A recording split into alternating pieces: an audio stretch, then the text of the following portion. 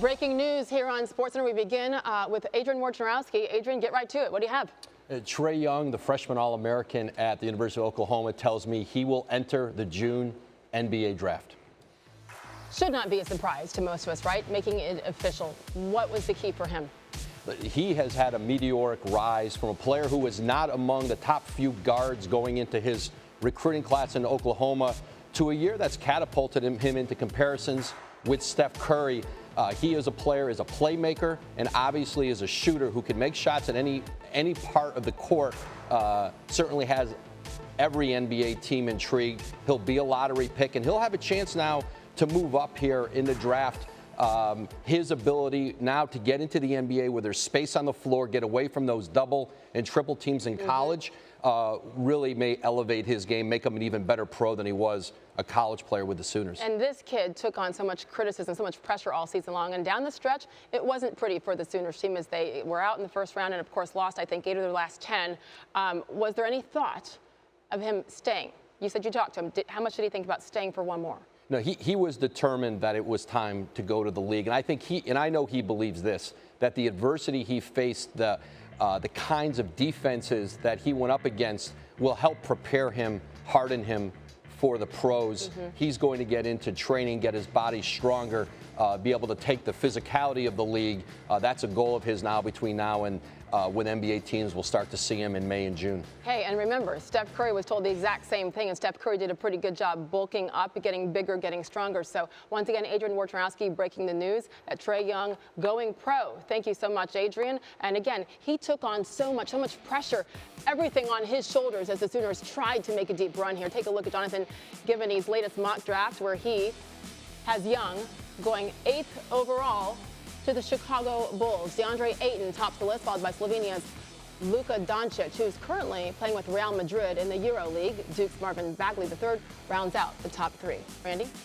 All right, Sage, over here with our coach, Seth Greenberg. And, Coach, I feel like we've talked about Trae Young a fair amount this college basketball season. You watch a lot of tape. What part of his game translates to the NBA? With more open floor. He is not a good passer. He's a great passer. He sees all 5 defenders. He advance passes the ball. He keeps his dribble alive a little bit like Nash. Yeah. And as you watch this play develop right here, all right, he's going to come off of this ball screen here. Now, the key to ball screen offense is not just reading the defender on the screener. It's reading all 5 defenders and then making the right decision. And Trae Young has an incredible ability to read all 5 defenders. He comes off this screen right here, and all what he's doing, he is reading this defender right here.